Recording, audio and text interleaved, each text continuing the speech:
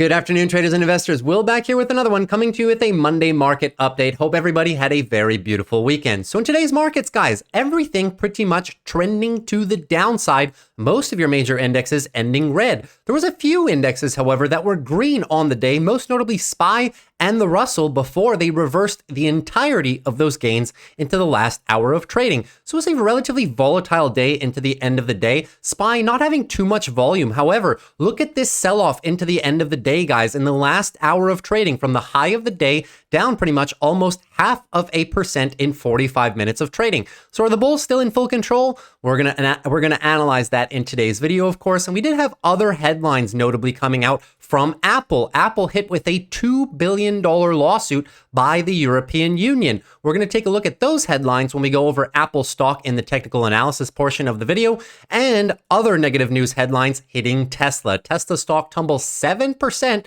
as shipments slump in the month of February, and new price cuts are announced in China. Not only that, but another negative headline for Tesla as well. Lawyers who sunk Elon Musk's big pay package are now asking for nearly $6 billion worth of Tesla stock. Musk doesn't seem happy. So as a whole, guys, those negative news headlines impacted your large tech names here quite substantially, as a matter of fact. Take a look at the heat map right here. You'll see that Apple and Google not having a great day at all. Google once again down another 3% as they continue to struggle with their rollout of their AI platform called Gemini.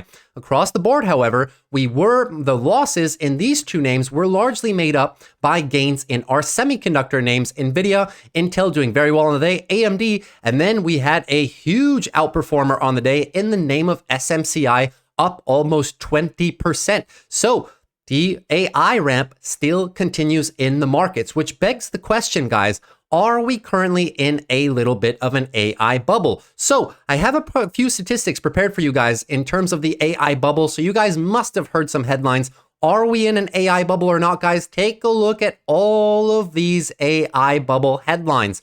Is it true? Is it false? Well, to be quite specific, guys, I don't believe we are in an AI bubble at all. Most of the companies buying the technology required to run AI and required to run large language models are some of the largest and most well-capitalized companies in the world. Keep in mind that NVIDIA, because all of these AI bubble headlines are centered around NVIDIA's biggest clients, guys, are companies like Microsoft, Apple, Amazon, Google, and they are cash-rich companies. They don't have a lot of debt. They bring in a tremendous amount of free cash flow, and what they're doing is they're deploying billions of dollars into this AI rush, which is going to potentially save them tens of billions of dollars in 5-6 years, as it's going to bring them more efficiency in their businesses. So that's why they're making the investment now. If you take a look, guys, in terms of the AI bubble, if you want to talk about a real bubble, we have to take a look at the PE ratio of the NASDAQ and compare it with our last bubble, which was in the early 2000s. So here's a quick look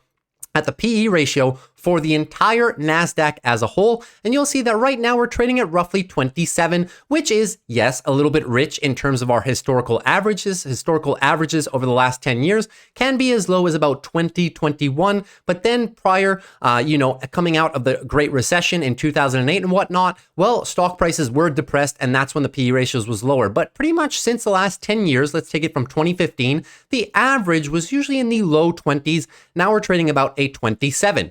What was the PE ratio of the NASDAQ during the dot-com bubble, which has nothing to do with this current ramp up of AI? Well, take a look here, guys. You can't even see it on the chart. I wish I had a better chart for you, but this one was funny to me, so that's why I chose to use it. They don't even bother putting it on the chart. So here is your NASDAQ price to earnings ratio during the dot-com bubble. You can see that even in 1999, when the bubble was starting, 50 PE ratio on the NASDAQ, twice of what it is now. Then it goes up to 70, 90, 100, 150, and it peaked at 200 price to earnings ratio on the entire index in late 2001, and even all the way into 2003 when the bubble was popping, guys, the PE ratio of the NASDAQ was still around 60, 70, which is absolutely insane. So we're nowhere close to that now, guys. And keep in mind, we do NVIDIA valuation quite often on the channel, but just as a quick reminder here, because we're not going to do it later on in the video, valuation of NVIDIA, even at these prices, is not that bad, guys, right? We did the valuation at 730 during earnings. It gave them a PE ratio for 2024 of about 33. And if you consider their EPS growth, that puts them at a PEG ratio for 2024 of about 0.99. So when the stock is trading right now at about 860, it's not that different. The numbers are right here, right? We just do 860 divided by your 2024 EPS, which is 2215. And then that's your PE ratio for 2024, 39. A little bit high, but not too rich, right? Divide that by their growth rate in EPS. They're only sitting at about a 1.18 peg. That is not synonymous with the valuations that we were getting in the dot-com bubble. Not even close, guys. And the macro conditions are nowhere even close as well. All of these companies that are running massively are making decent amount of money, decent amount of profits as well. They have they have low enough debt on their balance sheet that they're not over leveraged. Just a completely different market environment, guys. So whenever I hear AI bubble headlines, it really doesn't ring any sort of alarm bell in my mind personally. So that's just a little tidbit here on your AI bubble headlines that we've been getting as of recently, guys. Now take a look. We do have some headlines coming out this week in terms of some macro news. So tomorrow we're getting some ISM services PMI data. Going to give a little bit of an indication here into services inflation, which has been hot over the past 2 months. So this one will be a very interesting read. Then we have some jobs data on Wednesday, coupled with more jobs data on Friday. Friday is going to be a big one, non-farm payrolls. This is one that Wall Street pays close attention to in terms of job creation. And then on Wednesday and Thursday, we have Federal Chair Jerome Powell testifies. Well, no, he's not actually being sued in court or anything like that. He's just going in front of Washington to outlay the Federal Reserve's plan for the next 6 to 12 months, what they're going to do with interest rates, how they view the economy. So it's going to be a very nice opportunity to see Jerome Powell talking to Washington, talking to Congress, and we may be able to get some additional information that may not already been have been available in the market so far. So be curious to tune in to see if he says anything new with the most recent data that's come in over the past month. So that'll be very interesting. A couple little headlines here. And in terms of your earnings, guys, earnings season is largely wrapped up, but this week we do have a few notable ones that are probably going to cover on the channel. Tomorrow we have CrowdStrike and Target. Going to probably want to take a little bit of a look into those ones. Then on Wednesday, not much, guys, to be honest with you. So I'm not even sure if we're going to cover earnings on Wednesday, although there are earnings for Abercrombie and Fitch, guys. And if you think NVIDIA is up a lot, take a look at NVIDIA, right? NVIDIA is supposed to be one of the hottest stocks ever since they started running pretty much, let's call it about last May is when they really started breaking out, right? Last May is roughly right over here before they started the exponential ramp. So since May, NVIDIA stock is up a whopping 210%, right? Well, that's not the best one in the markets, guys. This company right here, Abercrombie and Fitch, since that same week in May, is up 2x NVIDIA. So, if you thought that NVIDIA was the best performing stock, or maybe Super Micro, not even close. Abercrombie and Fitch outperforming almost everyone, which is absolutely crazy. So we may take a look at them and see why is the reason for their incremental, or not incremental, but exponential rally to the upside. And then on Thursday, guys, we're definitely going to cover these two. We're talking about Broadcom and Costco. Those should be very, very solid earnings. Can't wait to see those. So a couple more earnings headlines to go. But aside from that, guys, it is going to be a fairly regular week. And let's just get into our video right away. We're going to start it off with some technical analysis on our indexes,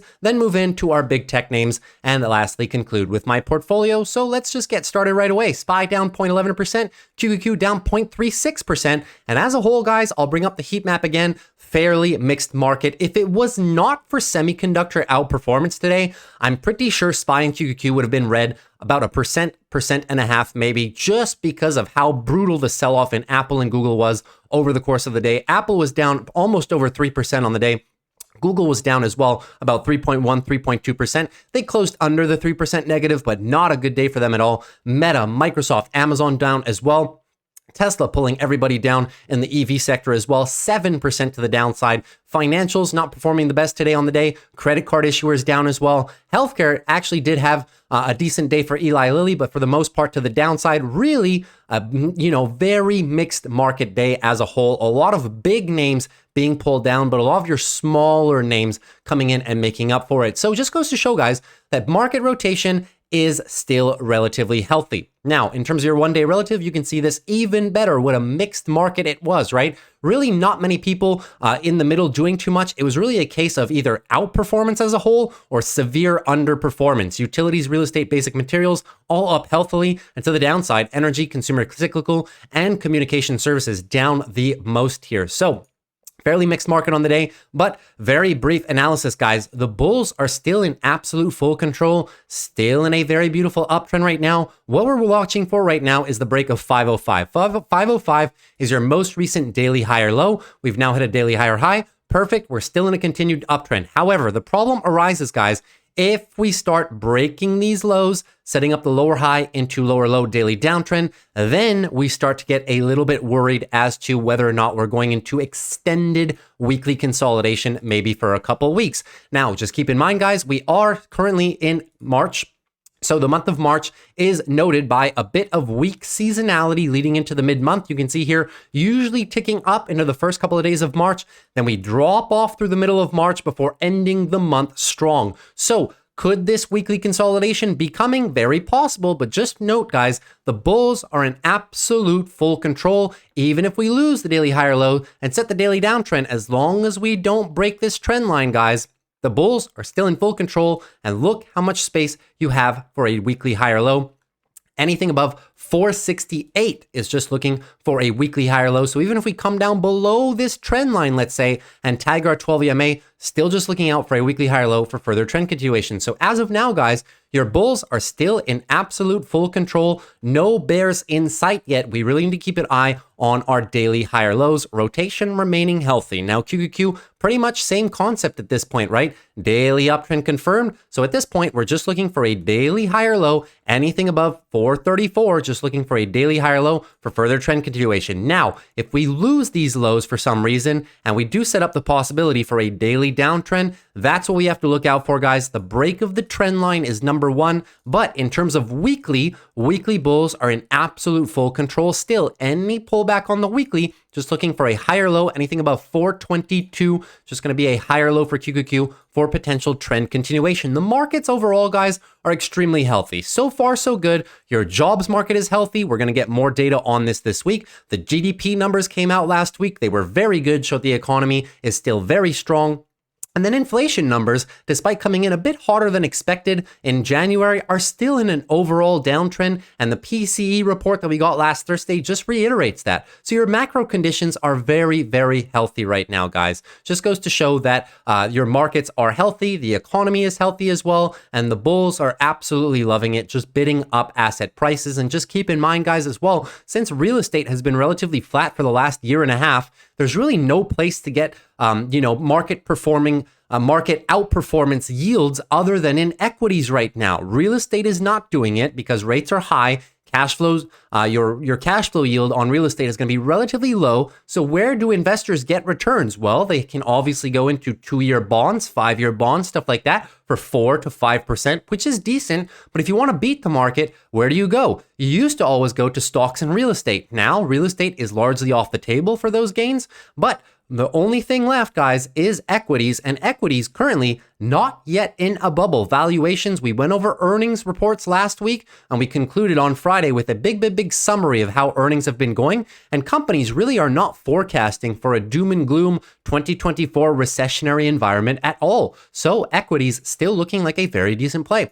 Now moving on to financials. Financials just consolidating sideways, so no red flags on financials whatsoever. Just keep an eye, guys, on the 12 EMA. Your daily higher low is right here, 39.95. So if we were to lose 39.95, you would set a little bit of a daily downtrend. If you lose a 12 EMA, that's when it becomes notable to us. Could be setting up for an extended daily downtrend, and that would just be for very healthy weekly consolidation, guys. You can see XLF bulls pretty much on a very massive tear since the month of January. So if ever we get some extended sell-offs here on financials, it'll just be for a weekly higher low, anything pretty much above 37, weekly higher low for market continuation. At that point, we are quickly approaching our all-time high area of resistance, talking about 41.75-ish to about 40.9. So those are the upside levels.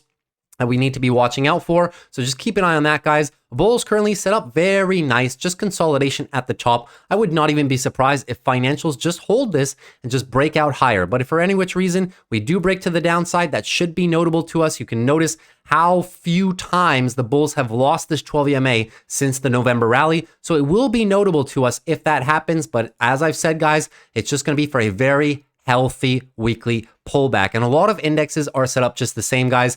Any daily consolidation is just for very healthy weekly pullbacks. SPY, QQQ, healthy weekly pullback, XLF, healthy weekly pullback, and even your healthcare sector, which we're going to do right now.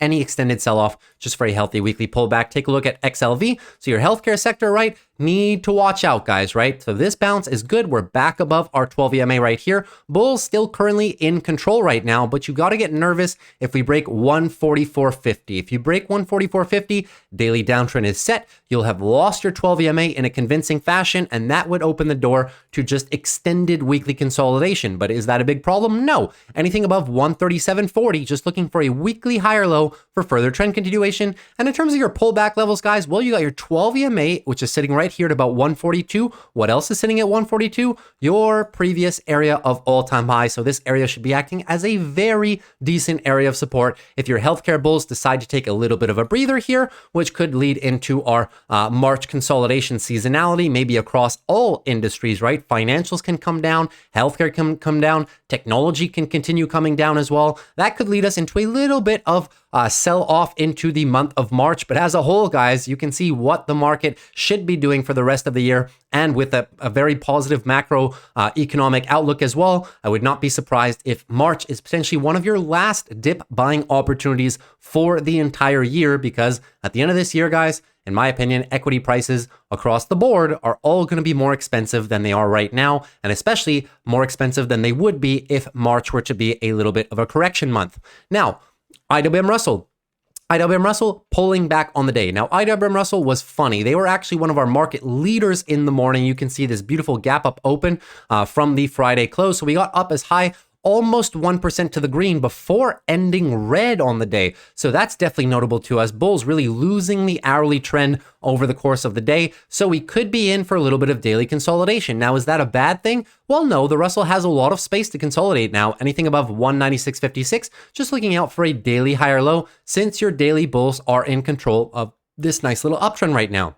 We do pull back. Where are we looking to pull back to, guys? Well, it's going to be this big area, which was previous resistance, which we can finally use as support now that the bulls have broken and closed above convincingly on the weekly. Just maybe looking for a bit of a weekly higher low here. 200 all the way down to 195 is going to be that big support area. I would be very surprised if the bears are able to really smash through this at this point. I really think, if anything, we get a breakout, a retest of the range, and then rally. So the Russell, even though they did sell off a bit intraday today, looking fairly good as a whole. Now, lastly, our Dow Jones. Dow Jones still consolidating sideways here, guys, but very healthy chart indeed. Still protecting that 12 EMA. Dow Jones as well is one that has not lost a 12 EMA in a significant amount of time. So a loss of this low right here, guys, is going to be notable to us. We're talking about 38,800-ish. If we were to lose this low right here, it would be a daily downtrend. We would be losing our 12 EMA, which would be important. And at that point, guys, in my opinion, we're heading to weekly consolidation. Now, weekly consolidation would be healthy on the Dow Jones at this point, guys. Anything above 38,000, just looking for a new weekly higher low for further trend continuation. No red flags as of yet. The red flags really start if we break this to the downside hard. And not only are we going to be losing that, but we'll be losing our big area of resistance, this yellow line.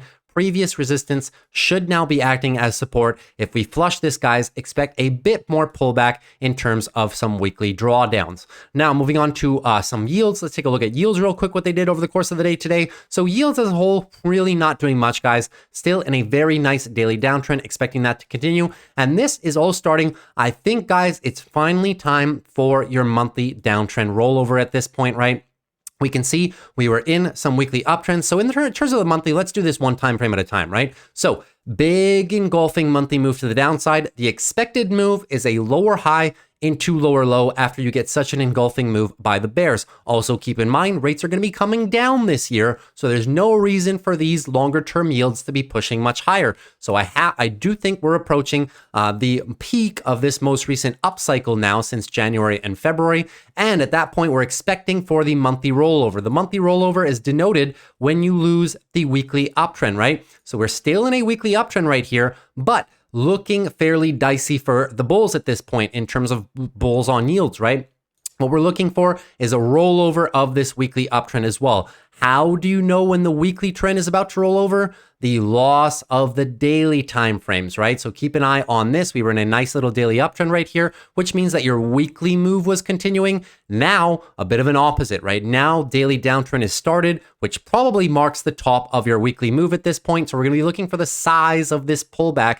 If the bulls give back too much of this move, opens the door for lower high into lower low, then you get your daily downtrend, and then you get your monthly follow through to the downside. So looking good, bears starting to finally put a dent in this most recent uptick right here. So very, very looking forward to the continual drop in the yields right now. So that's pretty much it for yields, and the charts look the same whether you look at the 10 or 20 year specifically. It's pretty much the exact same analysis, so just use that as a guideline. Now moving on to crypto, guys. Bitcoin on an absolute tear, guys.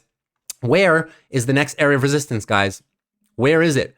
We're right there, right? It's the all-time highs, 69,000 area of resistance, all-time highs. Bitcoin in full breakout mode. Bulls are in control of every single time frame, right? Beautiful daily uptrend. So any pullback at this point, just looking for a daily higher low, anything above 60,000 pretty much. Daily higher low for further trend continuation. That's looking good. Weekly bulls in full control at this point, right? Weekly uptrend and monthly, gorgeous monthly uptrend as well. No signs of slowing down. The signs of slowing down on the higher time frames, guys, start with a daily downtrend. Until we get a daily downtrend, guys, your bulls remain in absolute full control, and I would not be surprised, guys, if they are to crack this all-time high, even during the course of this week. So everything looking very good in crypto. Now moving on to Ethereum. Ethereum pulling off much of the same. Ethereum currently at its resistance level as well, right? So we were talking about 3,600-ish. We're right there now, breaking above it right now. And the next area of resistance for Ethereum, a couple more, 4,135. Then your all-time highs roughly at 5,000. But Ethereum bulls are also largely in full control right now. You can see this gorgeous daily uptrend, no signs of slowing down, and any pullback is just going to be for a daily higher low, anything above 2,900, guys. Daily higher low, further trend continuation. Weekly bulls also absolute full control, absolute gorgeous chart right now, and even the monthly bulls, guys, full control. So your longer term bulls are in absolute full control. Where do the red flags, not even red flags, but where do the signs of extended maybe weekly consolidation come in? Well, you have to lose the daily trend first. Until the time that happens, your bulls remain in full control, and we're just going to keep going for these resistance levels until the bears put up more of a fight. Now, moving on to our big tech stocks. So we have to start it off here with Apple. So Apple down 2.5% on the day, now coming really into our area of support. Keep in mind, guys, I had this area pegged as support for a long time now, talking about 180 all the way down to roughly 166, right? Previous all-time high area of resistance, good area of support, which was also proved during the last fall sell-off. But now Apple, once again, getting hit with negative headlines. Seems as though it can't catch a break here over the past couple of months. Now, what were the headlines? Apple hit with a landmark $2 billion in EU antitrust fines, guys. And if you guys know anything about big tech, guys, they get hit with some of these lawsuits pretty much 2-3 times a year. These antitrust, unfair competition lawsuits, they're just a dime a dozen at this point. For Apple, $2 billion. Now, I'm not saying that the lawsuit doesn't have merit, but if you want to know how much it's going to affect the company if ever they lose and have to fork out $2 billion, right? Just take a look at Apple's financials. Let's take a look at how much money they brought in last year in 2023. Free cash flow, $100 billion in free cash flow. Cash and cash equivalents currently sitting at about $28 billion. They're probably going to bring in another $100 billion of free cash flow this year alone. So $2 billion for them is almost a rounding error at this point, right? But let's take a look at what the lawsuit is based on here. So the European Union has fined Apple $2 billion for breaking its competition laws. Nothing new here. The bloc announced Monday that it was imposing the fine on Apple for preventing rival music streaming services such as Spotify from telling iPhone users that they could find cheaper ways to subscribe outside of Apple's App Store. Apple has been notorious about this, guys, for years. They do this with Spotify, they do this with Netflix, they do this with a lot of subscription-based services. Essentially what it means is when you're on your app store and you're looking to subscribe to Spotify, they may charge you. Now, I don't know the prices of Spotify per month on off the top of my head, but let's say on Spotify's website themselves, right? The music streaming platform, let's say on Spotify itself, per month, it's $10 if you subscribe directly from Spotify's website. Now, Apple does this neat little trick where if you go on the Apple App Store and you are to subscribe through Spotify on the App Store, they may charge you $11 or $11.50, and they don't actually tell you that it's cheaper if you were to go to the initial developer, the initial publisher's website.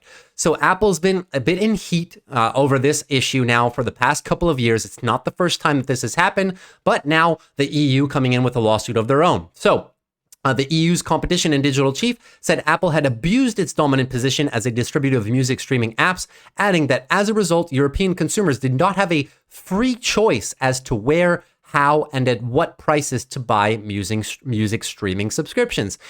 Now, obviously, you can side with the EU lawmakers, but you can also have a side with Apple as to, well, Apple is not preventing you from getting Spotify on Spotify's website. Apple is also not preventing you from doing research and comparing the price of Spotify on the App Store versus the price of Spotify on their website, right? It's up to the consumer a bit to do their own research. So that's what Apple came back and said, right? So Apple responded the European Commission decision had been reached despite its failure to uncover any credible evidence of consumer harm and ignores the realities of a market that is thriving, competitive, and growing fast. So Apple pretty much, kind of pushing this one to the side a little bit, but they will go to court with it, and we will follow up on how this is impacting Apple here. But that is a negative headline that did make Apple drop a substantial amount throughout the day. I still maintain, guys, that as long as we're within this range, obviously you want to be getting as close as possible to the bottom, right? 170, 166, but this entire region right here is just such a juicy buy zone, in my opinion.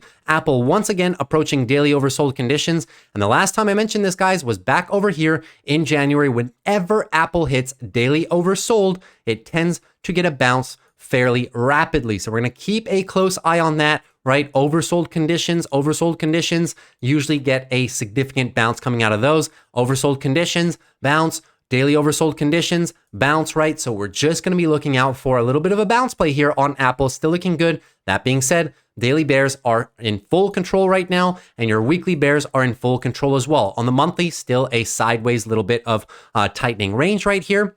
So we're going to keep a close eye. The must-hold zone is obviously 166. For now, your bears are in full control. Keep an eye, guys, on your daily oversold bounce for now. And when the bounce does happen, we then have to evaluate, okay, well, how much of this bounce is going to be taken back here? We need to get as close as possible to 183. Get me as close as possible to 183, and the bulls may have a chance to set a new daily uptrend and reverse it. But as of now, guys, we are expecting a lower high into lower low. It just depends how high is the bounce going to get when that happens, and how you know when the bounce is starting, guys.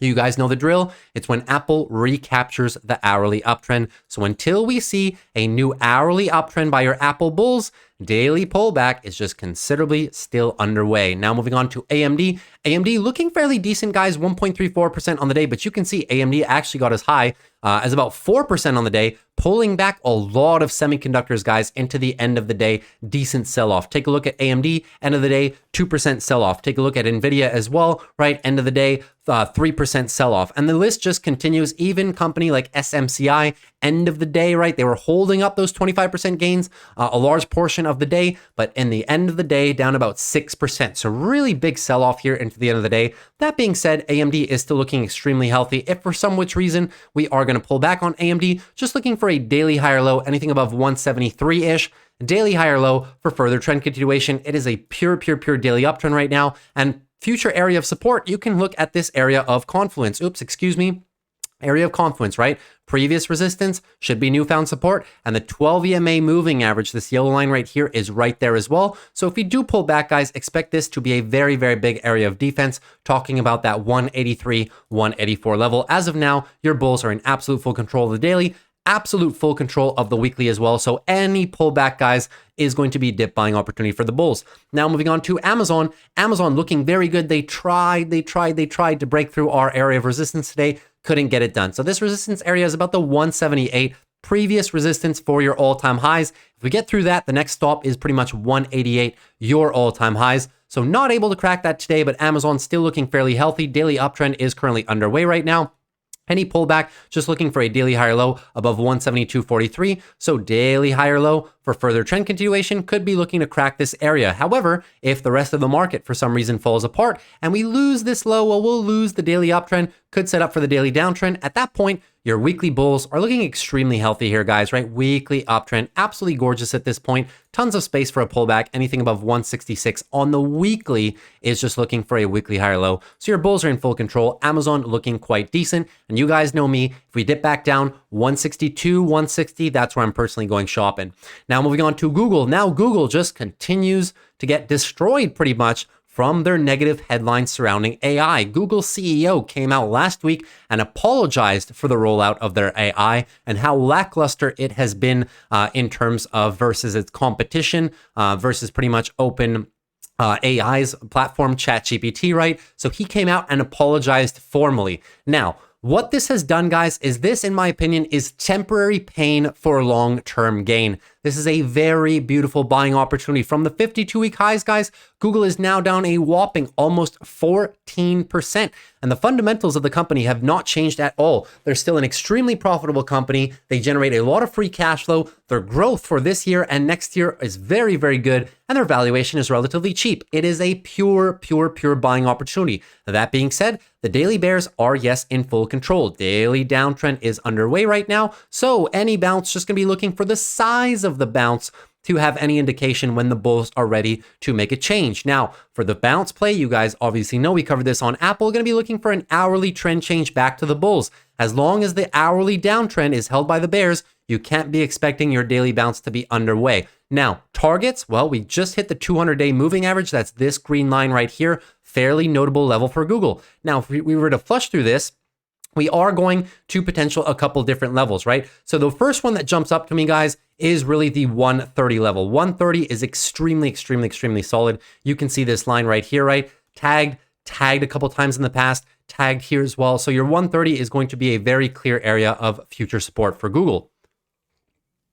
Now, if you take a look at the weekly as well, you will notice that we lost our weekly higher lows. This line right here, 137.13. So it's unfortunate that we did lose our big area of previous resistance, which should have been acting as support. The bulls lost that. We are now in a weekly downtrend as well, similar to Apple. And in terms of that, we just are looking for a monthly higher low right now. Anything above 121.50, monthly higher low for further trend continuation to the upside. So your long-term bulls are still in control. Talking about the monthly bulls here, the fundamentals of the company have not changed. It is just a temporary issue for Google right now. But what that does for us, guys, is a very good buying opportunity. Trust me, if you see Google go down to about 130, anything under 130, guys, I am buying not only one, probably 2 or 3 leap call contracts in the money leaps, maybe the 110s, 115s for about 12 to maybe 14 months out in terms of time right now. I believe that this is such a great bargain to be had by Google.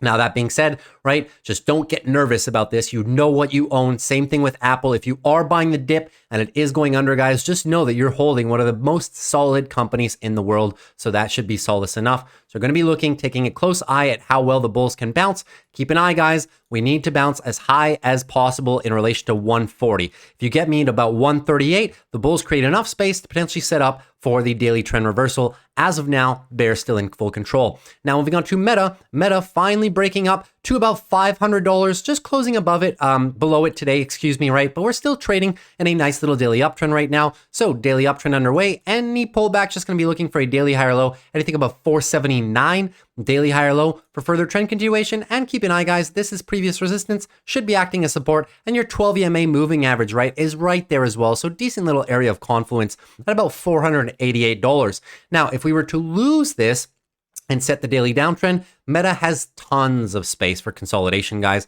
Take a look at this beautiful weekly uptrend right now.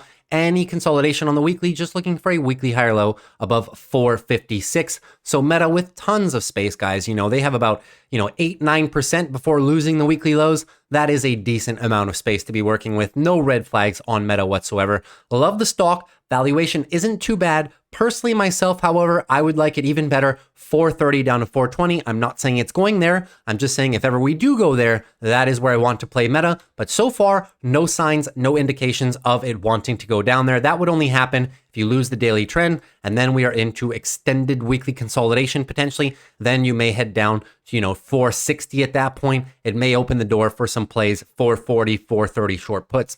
Now moving on to Microsoft. Microsoft not looking too bad either on the day here today, right? So Microsoft still looking to change your daily trend, not able to close above this candle right here, talking about 416, which was the high a couple of Fridays back, right? So looking to get this daily trend change underway. They had obviously lost the daily trend right here. Daily downtrend was formed, and now we're just looking to get it back, right? So need to have a very consistent break of 416 right here. If that happens, daily trend is just simply underway. Now, if we lose this low right here, 404.76, well, it would be double top. Your bears would take back control. Daily downtrend resumes at that point. And then even Microsoft could be opening the door for a weekly downtrend, maybe joining Apple and Google as well in the weekly downtrend. So keep an eye on Microsoft if that happens. Talking about a loss of 397 at that point. Still a few weeks away in my opinion. But if that happens, guys, just healthy monthly consolidation on Microsoft. No red flags as of now. We're just putting out theoretical examples. So far, so good. The daily bulls are still in control, guys. The weekly bulls are still obviously in full control as well. And the monthly bulls are in beautiful control too. So really no red flags on Microsoft. Just putting out some examples of what to look out for in the event that they drop. Now moving on to Netflix. Netflix finally getting some big lift above their resistance area. So we were keeping an eye on this, right? It's your previous area of big resistance back in 2020, 2021, talking about the 575 area. Now we've clearly mounted above that range, and the bulls are just in absolute full control at this point. So it's a very nice daily uptrend. Any pullback at this point, anything above 589, just looking for a daily higher low for further trend continuation. And you do have a little bit of previous resistance, which could be acting as support, and your 12 EMA confluence zone right there as well. So it will be notable to us if the bulls for some reason lose this daily higher low and set the daily downtrend. At that point, guys, you'd just be in for healthy weekly consolidation, maybe in relation to our March seasonality. So I'm just trying to relate all of these to a potential sell-off into the mid-month of March before resuming course for the rest of the year, right? It would be really perfect, in my opinion, for that to play out. It would give some weekly consolidation on a lot of major tech names that have run a lot, and then we'd just be due for a further leg up into the month of April and May. So on the weekly, everything looking good. Anything above 551, guys, just for a weekly higher low for further trend continuation. Netflix, no red flags at all. Looking gorgeous. At this point, guys, next area of resistance, all-time highs, 695, 700.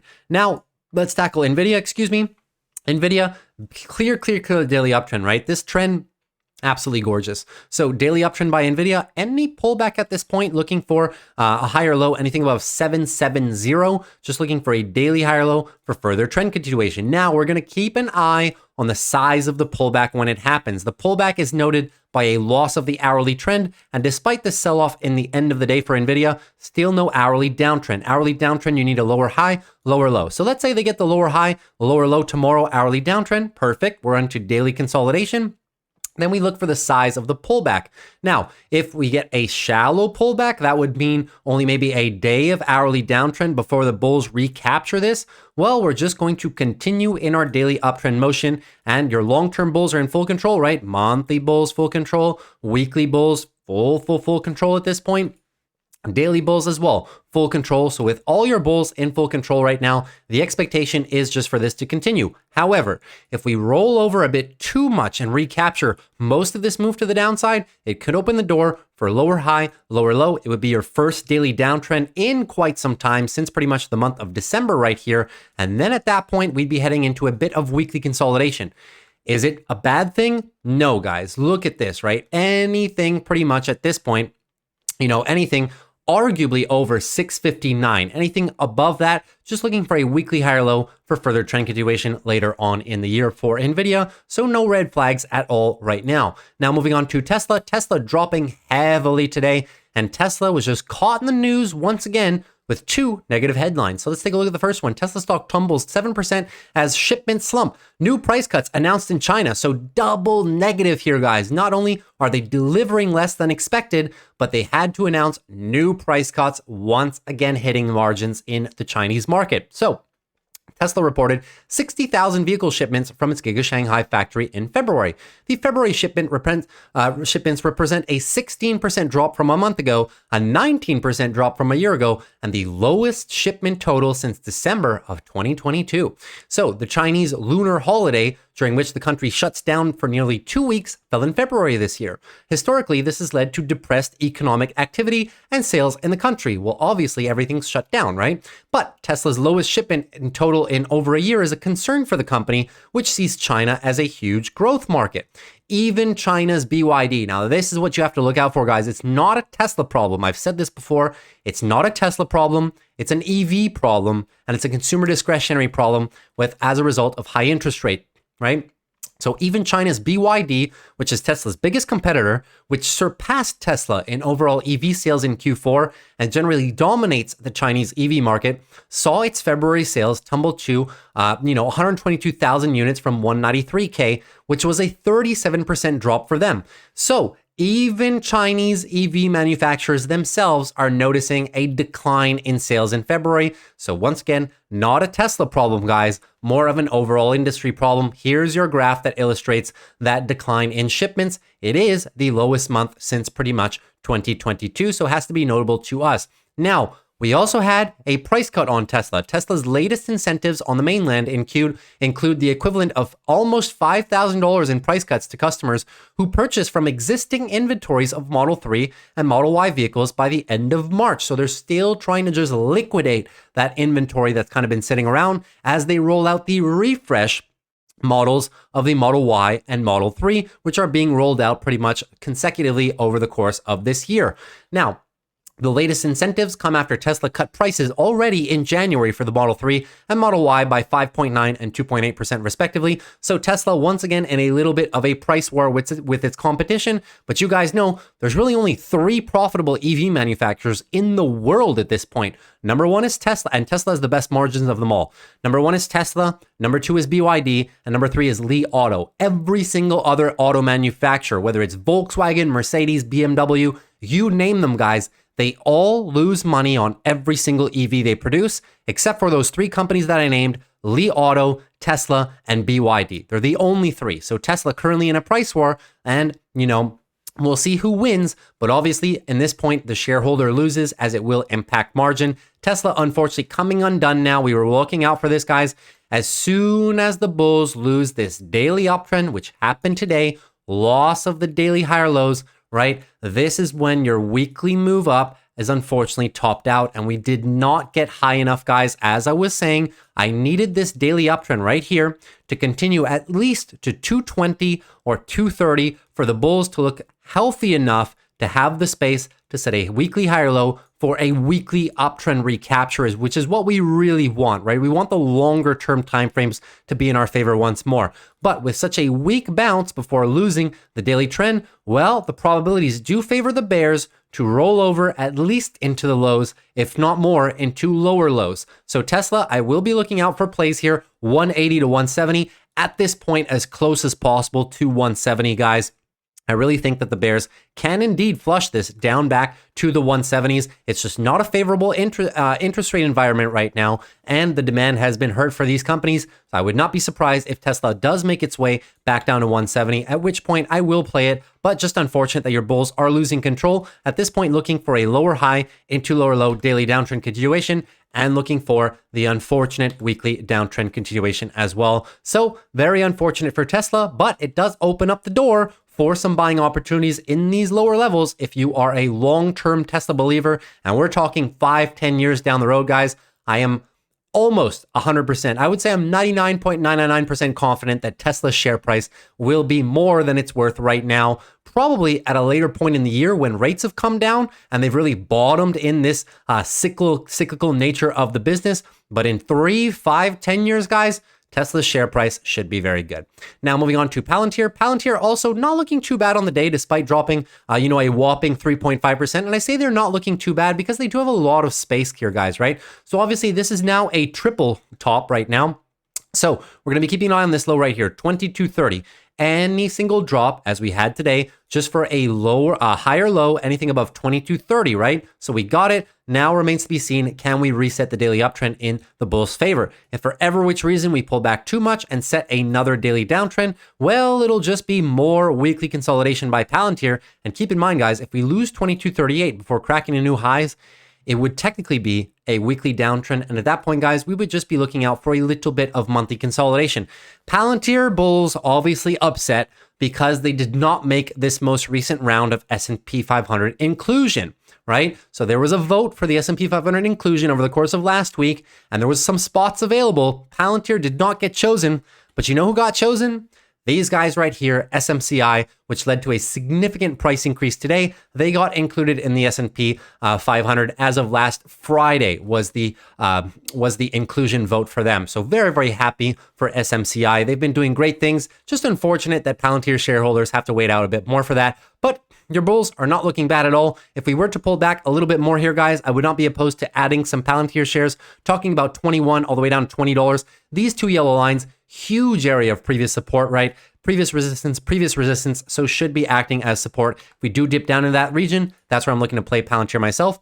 And now lastly, PayPal, guys. So PayPal not performing too bad on the day, only down about 1% to the downside. So PayPal bulls currently in control of this nice daily uptrend right now. As I was saying, if we were to pull back, guys, we're going to get some heavy support from your bulls that are sitting between these two yellow lines. 60 down to about 57, big area of congestion, support, right? Congestion. So now this whole box, now that we're above it, we should be able to use it as higher low support for potentially higher high. Now, here's the key thing, guys. If PayPal bulls break to a new daily uptrend at this point, right? Or just rather continue this streak of daily uptrends that we've had over the past couple of weeks, well, not only will we be continuing a nice daily uptrend, also, we are potentially going to be breaking the higher end of this weekly downtrending channel, something that has really not happened consistently, guys, over the past 2 years.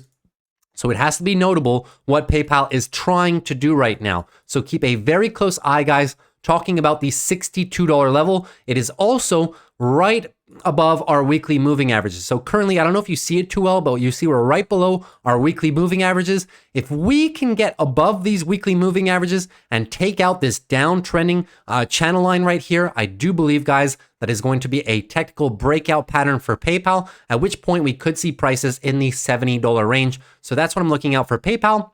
To the downside, however, if we start trending down and lose this daily uptrend and once again kind of get rejected by our overhead channel line, well, pretty much, guys, I'm going to be targeting the lower $57 range for writing some short puts, as I do believe there's some good value down there. 57, 56, 55 is the next buy zone for me. But PayPal looking good, looking poised for a technical breakout. Will they get it? Well, if the market rotation remains healthy and the markets keep grinding higher, pretty sure they'll be able to get it. But if we go into a little bit of seasonality and the whole market sells off, well, don't expect PayPal to be able to do it on its own, guys. So that's just a little bit of a update on PayPal stock there. So with all that being said, guys, that's pretty much everything for today's video. Now let's take a quick look into my portfolio.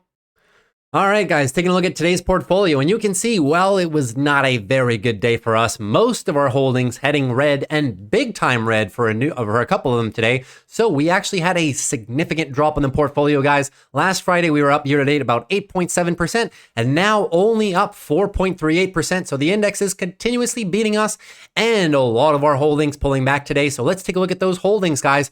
We closed a fairly decent loss on the day, so we're going to go over that. We're going to cover that first, as a matter of fact. So Snowflake. Snowflake was one that I got assigned after earnings at $187.50. Now, we got about $1 for the puts, and I was looking for Snowflake here to recover. Well, we didn't get assigned, as a matter of fact. The assignment would have been this Friday, so we got the $187.50s. Now, obviously, they had a huge drop after earnings, mostly due, their earnings weren't bad per se in terms of the numbers. It was mostly due to a veteran CEO leaving the company. And that really caused the stock to drop, about 25% at that point. We had a nice little recovery Thursday after the earnings, and then into Friday as well. It was holding above 187.50, and I wanted to give it some time into Monday because I felt that if we were to open Monday relatively flat here, that a lot of the value of my contract would probably be pulled out over the weekend, and I maybe could have closed the contract at a slight loss, maybe $200-300 loss, and just move on. But today, guys, we got a slap in the face. We got down almost 5% on the day. So I was holding this one through the morning, and then I had to make a decision, guys, as it kept dropping. Is this a company that I really want to be holding for the long term? And the quick answer, guys, is no. I love the company. I just don't love the stock price at all. Now, we are at current area of support, right? We have previous resistance should be acting as support, but I'm not going to take the chance, guys, with the news of the CEO departure and the fact that the company is trading at a very, very rich valuation. In my mind, there is a probability that the stock just can continue dropping 160, 150, and I do not want to play that game with Snowflake. I would not mind playing that game with a stock like Apple or Google, but Snowflake, I'm just not going to take the risk here, guys. So me waiting on Friday close, I was pretty much only down a couple $100 on this contract. It was about $325 at the Friday close, if I remember. Earlier on in Friday morning, it was only about a $250 loss. So I could have capped the loss there. But after today's trading, guys, when I saw it go down and down and down, the loss started mounting at that point, and I just had to make a decision. I cut the loss, and you can see how much we cut it for. So keep in mind, I sold these puts for about $1. We bought them back for a loss for $12. That is pretty much $1,100 in losses. This is one of the reasons, guys, that I tell you to avoid playing earnings. Now, in terms of my earnings results over this past quarter, keep in mind, since earnings started roughly a month and a half ago, I've been able to make roughly about $3,000 in premium off of earnings. And just this one unpredicted loss on Snowflake cost me $1,100, giving back a third of the gain. So all of those beautiful earnings plays that I had made in the past, well, we just lost $1,100 on one play, which is why I say, guys, earnings is really a gamble. If you are playing them, be extremely conservative. But in my opinion, there's really no use for most investors who don't follow these companies maybe as actively as I do. There's no reason for anybody to be playing earnings. This strategy works perfectly fine if you're just not playing earnings. I tend to play it because it does boost up my returns ever so slightly here for a year-to-date basis. But as a whole, guys, it's just a very, very volatile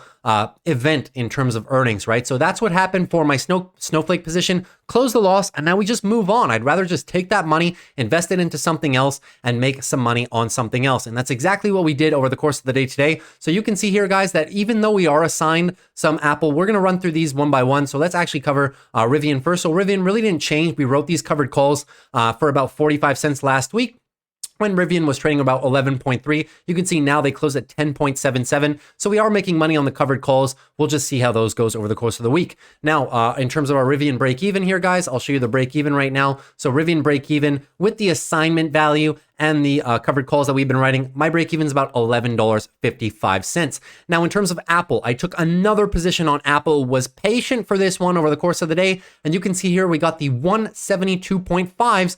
Apple was trading about 173.50-ish, down 3%. I went for it, daily oversold conditions. We already have 100 shares of Apple down here that we were assigned. Our break even on those is about 179 after premium received, right? I told you guys that I'll be very, very aggressive if Apple were to come down in this area. And now you can see I'm doing multiple contracts on Apple. So we'll see, we got $1.16 on those over my 0.5% rule, 172.5s for Friday. We also wrote the BABA $70 puts, which is one of my plays that I featured in yesterday's video. So we were looking for the 69s or 70s. I went with the 70s after BABA had a decent 3% drop on the day here today, right? So 3.5% to the downside. I went with the $70 strike. We do still have our 100 shares that we got assigned up here. Our break even on those is 77.72. So if I were to get assigned more shares of BABA down here, really wouldn't mind at all, guys. Our break even would come right into the $73, $74 zone. So it would just be a benefit, net benefit to us. So we'll see how that one goes. GDXJ. So we wrote these covered calls last week and they are up significantly. GDXJ having a very, very juicy day over the course of the day today, up 4.5%. So now those covered calls are in the money. Our break even on the whole position, guys, $31.67. So if those get called away, 100 shares get called away at 33 and 100 shares get called away at 34. Very juicy gains, if you ask me. Should make up for at least half of the Snowflake loss. So quite happy how this position has been playing out.